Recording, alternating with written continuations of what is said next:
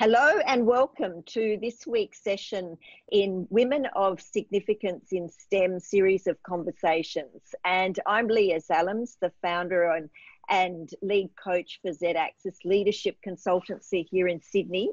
And today we have with us Dr. Anne Forbes, who is the Senior Lecturer in STEM education at Macquarie University. Welcome, Anne. Thanks, Leah. It's good to be here. Yes, wonderful. So today I'm looking forward to having quite a informal conversation with you where we explore some of your career history and some of the decision points you've made and the perspective you have on the subject of women in STEM and the challenge we have at the moment with not enough representation of STEM educated and trained women in government organisations, in corporations, in roles of influence. There's still that gender disparity that we really we've known about it for a long time. There's a lot of work going on with different leadership development programs and different initiatives, but it doesn't seem to be moving the dial fast enough. So I'm curious to, I guess, explore some of the thinking frames and experiences and decision points, because you clearly are a woman of significance doing great things in a sector that is definitely the higher education sector is not the easiest place to be working now, and it probably never has been. But in the next sort of 30 minutes or so, I'd really like to explore some of those, I guess, the perspective you have and the experiences you've had, so that younger women coming through may glean some pearls of wisdom, perhaps, or some advice, or just ideas about what what a choice in their early years to become educated in science and technology as their university career, what that can lead to and what's possible. So if we start with perhaps sharing a little bit, if you can, and what you do and what problem it solves right now. Okay, so what I do is I'm an academic at a university. I'm at Macquarie University. I've previously worked at ACU as well, Australian Catholic University. And what this involves is a range of roles with teaching, research and service. So they're kind of the categories that you work in. Teaching basically is my main role, I guess, is teaching pre-service teachers how to teach science and some of the other strands, which is digital technology, engineering and maths in primary school settings and early childhood settings, or at least building their awareness of ways they can explore that with students, in schools, that kind of thing. Then do you want me to keep telling you other stuff that I'm doing? Well, I guess if we look at that and see what problem are we solving there, what springs to mind is the rate of change of technology. How does a teacher teach science and technology? Yeah, it is a very rapidly changing field, particularly in digital tech. One of the projects we were working on recently was looking at using 3D printing in maker spaces in kindergarten, year 1 and year 2 classrooms. So that was pretty interesting. And it was looking at, well, how do the children interact with the software and the hardware, and how do the teachers interact with it? And what do they do with it? And what do they learn? So that was interesting. So that's another field I work in, which is research. So I research that in schools as well. But the findings you get from that can then be applied to helping you in your teaching with the pre-service teachers. So I can use stuff from my research and say, I know that this is what happens because I've just been researching it. And I think that's a very useful thing to do as an educator, is to be able to use real experience like that to help inform what you're doing within my teaching of the pre-service teachers. So yeah, so the thing that you're going back to your question, which was what does it do? I guess one is we're doing quite a bit of research in like even gender bias in teaching as well. So like a project where you set it up so that the actual pre-service teachers that we had didn't know who they were teaching. We had a fictitious sort of children, if you like. It was set up so that they had to create some video material for these children, and some of them were very gender neutral, like a boy and a girl that were sort of just a boy and a girl. But then we had a girly girl and a boy-y boy. Okay, so there were 4 profiles, and the pre-service teachers were asked to create teaching materials for these 4 different children types, if you like. And the fascinating thing that came out of it was if they thought that they were teaching a girly girl, they actually dumbed down the science knowledge that they were presenting, and they thought they wouldn't be able to do physics and things like that. So this is a conception that's in current young adults related to teaching it in primary schools. So I guess what I'm trying to do is change that mindset in pre-service teachers, but also to go into schools and do it with practicing teachers and change what they're doing. So it's also to just improve science education, you know, in schools. So because it's not taught very well. Yeah, and coming at it from a scientific evidence-based approach of current evidence, not what, you know, how it was in our grandmother's time. No, but the young people today, the biases are so ingrained. Yep, that's right. And a lot of our university students are coming in with their last experience of science education is what they did in high school.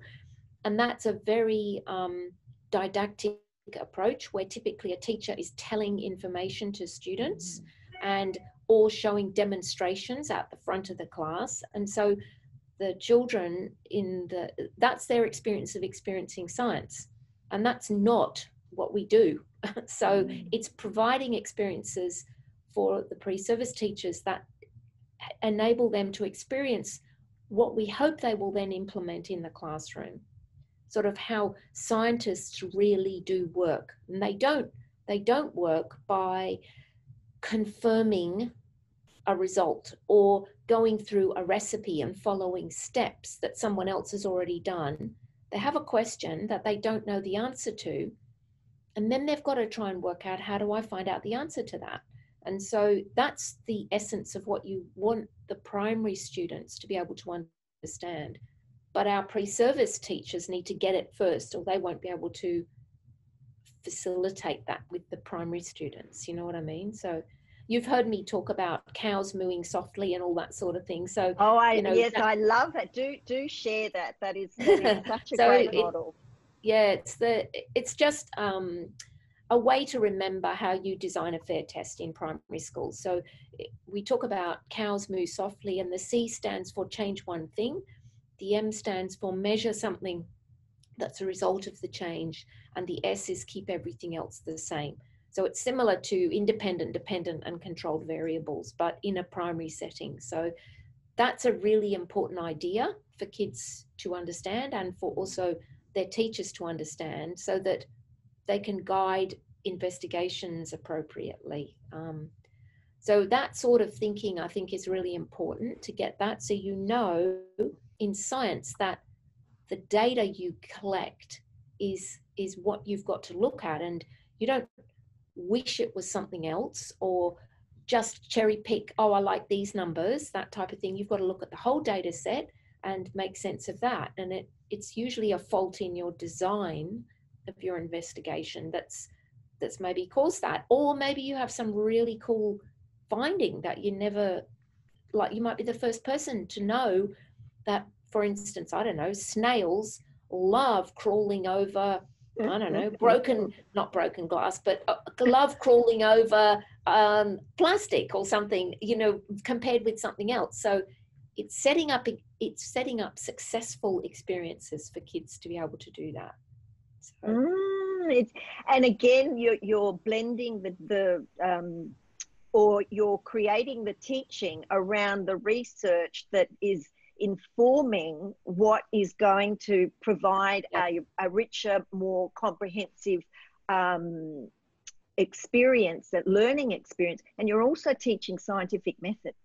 Yes, yeah. Both to the teachers to be able to teach the children.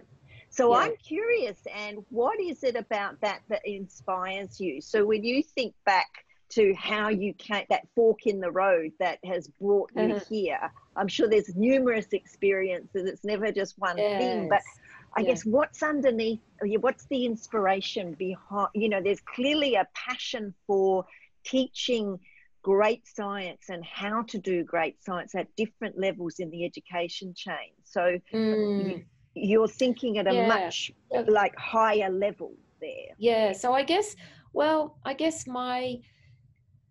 I grew up in England in high school, and so I did when you're 16, i.e. the end of year 10 in high school in England, you select, or you used to, I don't know if you still do, I selected 3 subjects to study at A levels.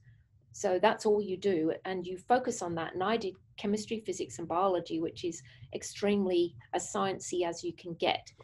And interestingly, I mean, why I picked those compared to, say, I don't know, history, art, and music or something. My dad is an academic. He's a biologist, and he was of the view, and so that was somewhat a parental influence, where they said these would be good subjects to do because you will learn a lot about how to think and how to solve problems. It opens a lot of doorways, basically. The philosophy was, don't close doorways as you're going through life. Try to keep them open. So anyway, I chose to do chemistry, physics, bio, and then I went on and did a biological sciences degree at uni in England. So I'm still doing a very sciencey thing. And then I actually moved to Australia. So I've lived all around the world in different places, but basically when I was about 21, I moved to Australia and I worked for CSIRO then. I got a job out in Mildura, working at a horticultural research station, researching plant pathogens of all things. So looking at fungal pathogens that attacked, actually it was largely to do with crops in that area. So it was looking at safflower and other things like that. And there was a particular fungus that was attacking safflower. Safflowers produce oil. And so we wanted a really good way to infect these plants with this pathogen, which was called Alternaria. And so that was really interesting. It was part of a sort of a scientific thing to do that. So I did that for a while, but then I went back to Sydney Uni and did a master's in agricultural research, looking at, which was looking at fusarium in the soil of different things. So then I was actually undertaking my own research in that area. So I kind of did that. So I guess I'm in a very long way, I'm trying to explain where I've come from. You're definitely a highly curious and active mind. So it's not just the thinking of it. It's not just the philosophy of it. It's let's get our hands dirty. And I've heard that. Yeah, you know, let's so really in fact, do stuff. Yeah. So my work with CSIRO was very applied, i.e. it was very useful. It was directly useful to growing plants and crops. And at that time, there's a number of even different types of aphids that were attacking lucerne. So there was an insect sort of thing there too. So there was a lot of really interesting questions to look at. So anyway, I did a master's, but then I got married and had 2 children. So that kind of started to put a spanner in the works in terms of, you know, research, because I very strongly wanted to be home and look after my kids and not have someone else do it. So I made a choice to be at home. And I married a theoretical physicist, so I've married an academic as well.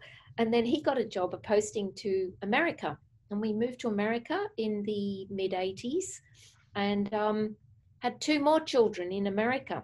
So then we have so I had quite a spell where I was looking after kids and doing not much else. But then they went to school. And that was very interesting because we had to find a school in America, which is quite different system from here. And I found this very interesting school, which was an alternative educational school called Cobblestone. And it's since closed, but it was very allowed children to follow their interests. And it was very child-centered, child-led, I guess a little bit like what science is like, letting them pursue their passions. So this school was where we decided to put the kids, our first child, and then they would invite parents in and say, oh, why don't you come in and teach and or do stuff, come in and hang out. So I did. And they went, look, you probably would be a really good teacher. Why don't you try coming in and doing some teaching? And my parents had always said, why don't you become a teacher? And so I went, no, I'm never doing that sort of thing. So anyway. But when someone on the outside says, yeah, look, you look like you could be a good teacher. Cut a long story short, they basically offered me a position teaching in this school, even though I had no educational background. So that experience at that school influenced my whole attitude towards education. And it still has strongly influenced what I do now. So that exposure was significant. And basically, so you had someone who gave you a go in and was prepared to back you. And trust. And I ended up teaching science to the whole school and that kind of thing. But I learned an awful lot. And then when we came back to Australia in the early 90s, I figured I'd better get a bachelor's degree in education, or no, they would never employ me. So I did that. And then I started to work at Epping North Public School, which is just near where I live. And I started there, and I was out on a run one day, and I went, oh, what would I like to do in my life now? And I went, I know, I'd like to teach science at that school 3 days a week in a dedicated room. So I just sort of made that up in my head. And I thought, how can I get that to happen? And I went to the principal. I said, this is what I'd like to do. Can I turn the old library into a science room underneath the library? She went, sure. And so that's what I did. And I ended up doing exactly that job. And I taught in the school and was a science specialist. And then while I was doing that, an opportunity to do tutoring at uni came up, in tutoring in science education. And so that gave me a taste of what's it like at uni doing it. And that really was the segue then into, I applied for a lecturing position, and they said, yep, do that, but you have to do a PhD. And so I did a PhD. And so that's sort of how it all happened. It's kind of like all these different steps. It's unfolded, yes. Yeah. And it partly it's, I think, a willingness to give things a go even when you don't know how they're going to turn out, and using all the resources around you. There's still a core of who you are, but you bring in those other resources and try out new things. And interestingly, mine has got a very strong science thread through it all. So it's been very interesting. I've done a lot of very cool things with different projects and stuff. So yeah. So you're it sounds like you're not short of ideas and innovation, Anne. So I guess when you look at that, then it seems like you asked and you received. But what are some of the challenges that have really stuck you? And what was maybe, a couple of the big ones and how did you overcome them? Yeah. So there's been, it hasn't just been a total cakewalk by any stretch of the imagination. I think big hurdles for me have been time, in terms of managing a family with 4 kids, growing them up through teenagers. You're juggling that with trying to have whatever sort of work you're doing. It might mean you're doing work late at night, when there's some quiet time and all the rest of it. So that's been always very difficult to manage time. But I guess a lot of any hurdles I come up against, I regard them as something to solve. I don't look at them as a barrier. I just go, okay, how will we get round that or through it or over it or under it? So it may mean that your end product isn't as perfect as you would have liked it, but I don't sort of just stop and give up. So I think I have very strong perseverance, and I'm very driven when I've got something I want to achieve. You know what I mean? A goal. So that's just a personality trait of me. And so I will just keep doing it until, you know, I get there basically, or somewhere there. Yes, and I think that's the key, is to what is sort of innately in you, to recognize that and utilize that. There's all that research today around identifying your strengths and your values, and when we're working in those strengths and values, we are at our best. Like that's you know, fairly well accepted dogma now. And so, but there's also then how we, as you said so beautifully, how you perceive a block or a problem. It's a problem to solve, not a barrier to cause you to stop. And that's the mindset that if we can instill that in our kids at an earlier age, exactly, how much further would they be able to get, or more could they experience, and that belief in themselves, to build that evidence based in themselves.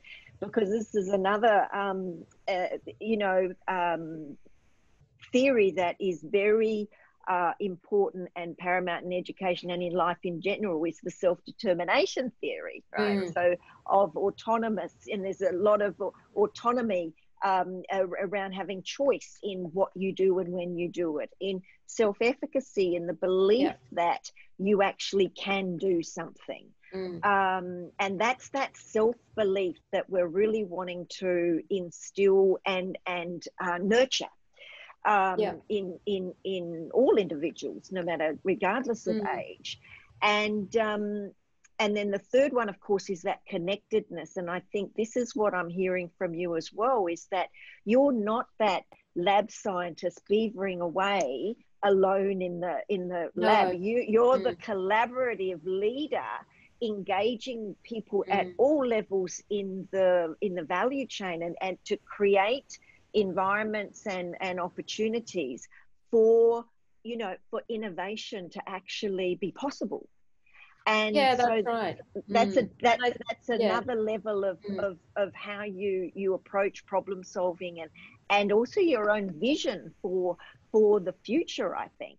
So, you know, in terms of challenges within your current environment, what are you seeing that if you could, you know, change one thing and make it better, what would that one thing be? You mean in my current work environment? Yeah. Okay. Reduce the amount of time we have to spend on teaching. You know, it's, I guess the difference. So you can, what would that allow you to do? Then you'd have more time to be able to do the research and be more reflective about, and to produce resources that others could use, that kind of thing. You're not just dealing with the immediacy of now, you're also stockpiling resources, if you like, for the future as well. So it's a little bit like, maybe it's a bit like busy work. You know, you can do stuff. It's a bit like washing the clothes. You can keep washing the clothes, but somebody's actually got to grow the cotton to make the clothes in the first place, and make the clothes and so on. So I'm sort of thinking, you don't just want to be the person who's washing the clothes. You actually want to be designing the clothes and what's the best material.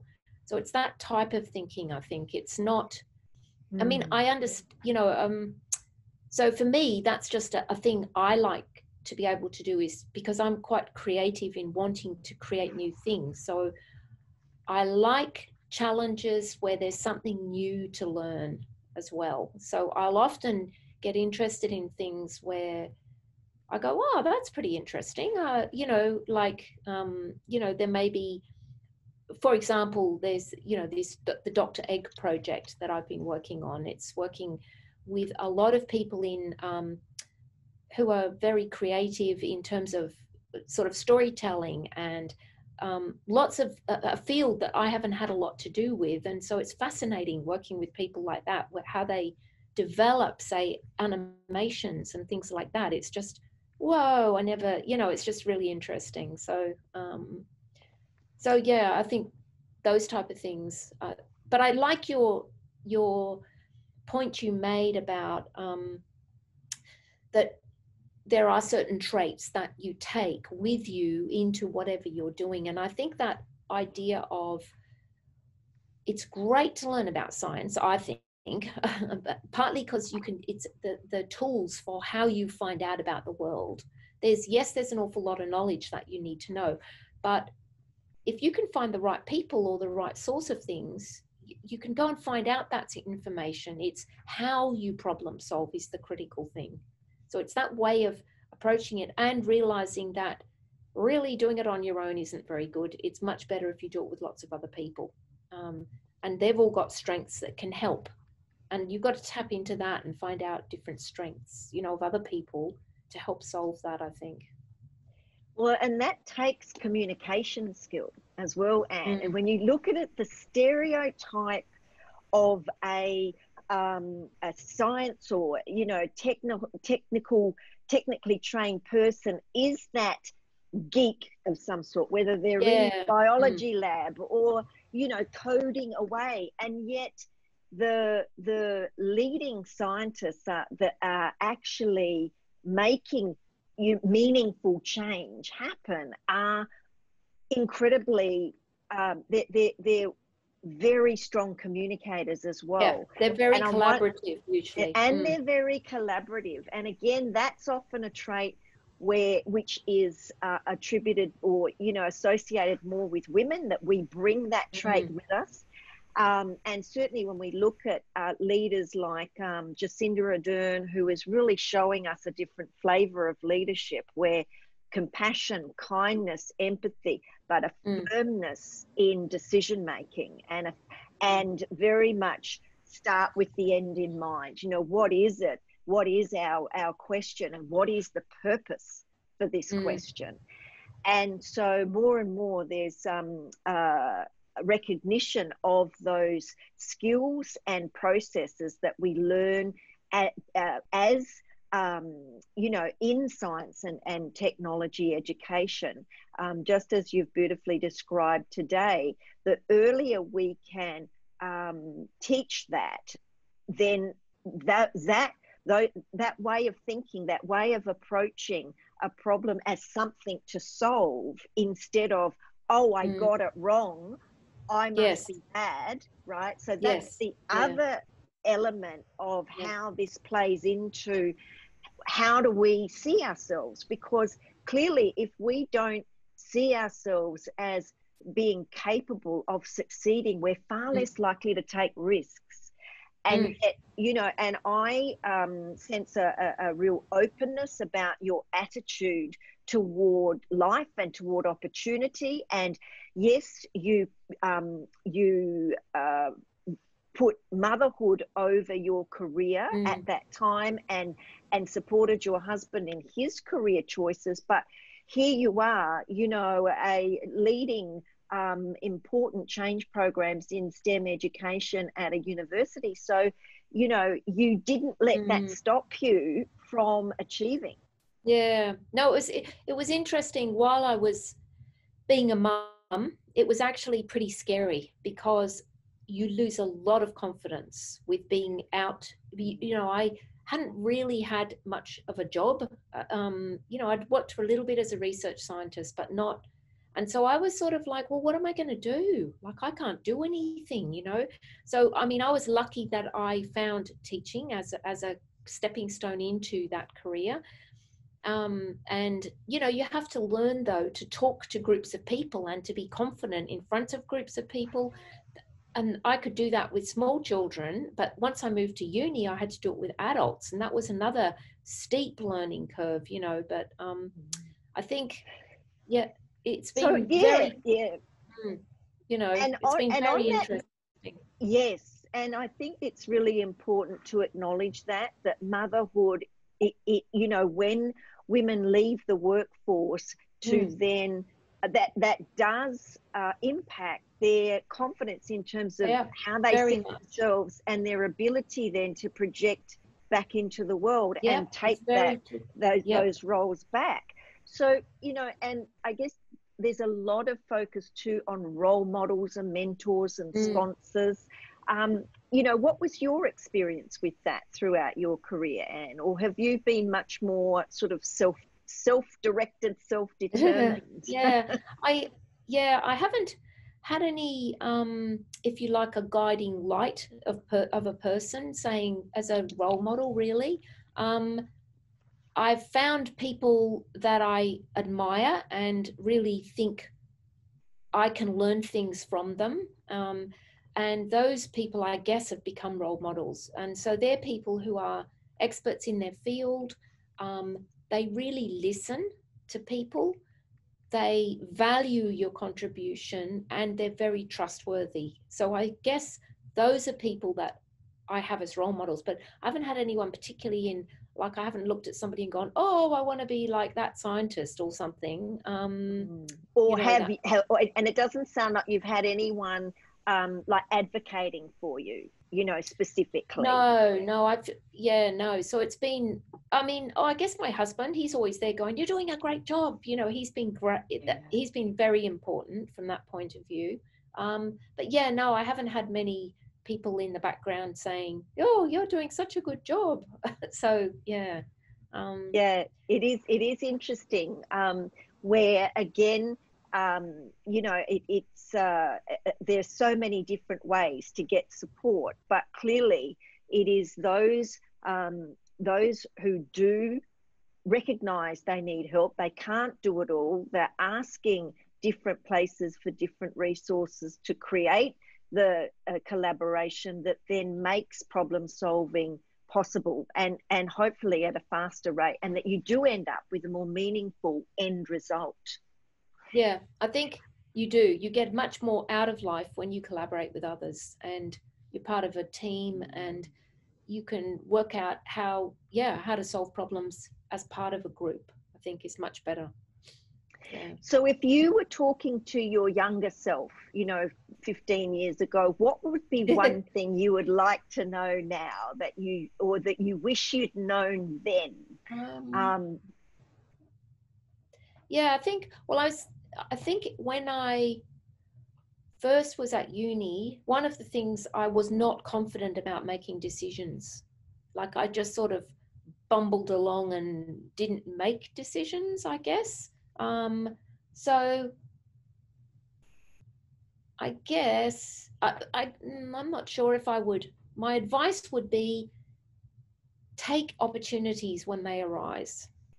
Try them out, even if they feel scary or you don't think I mean, almost every job I've gone into, there's no way I can do that. I don't have the skill set, but you just learn the skills that you need. So I don't think you have to be fully ready for a job. You find the skills you need and develop them, so long as you've got the bulk of them before you take on a job. We need to be embracing that, don't we? Because the statistics are still showing that when there's a job on the table, girls will see, oh, I only tick 8 boxes, and they won't apply. A boy will see, you know, 5. Oh yeah, I've got it. I'm going for it. Now again, that's not across the board. I think people need to have confidence and give it a go. And females are needed so much. Women are needed so much in STEM fields. The perspectives that women bring are really important for, you know, even things like programming. So for instance, artificial intelligence, when you are teaching a machine and teaching it how to learn things, you need to have a female perspective about bias being built in, not just a male perspective for programmers. It's the same with engineering, social engineering sort of things, all that kind of stuff. Women are needed in medical research. Most of the medical research is done on men. It's like, hello, we all have, you know, things happen to 50% of the population. So you definitely need that in the STEM fields. Yeah. And what other qualities or benefits do you see we will have when we do have more gender parity in this leadership roles and in the grassroots level, like you say, in even designing product design before you even get to data collection? Yeah. So I think it's gender, but it's also cultural variety.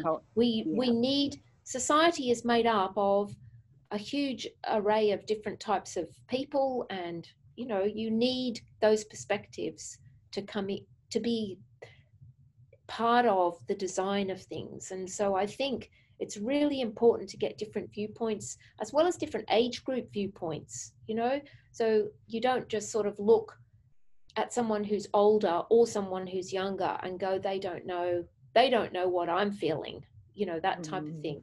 So it's an awareness of listening and being able to build in different perspectives into the design of things and the research that's been going on and so on.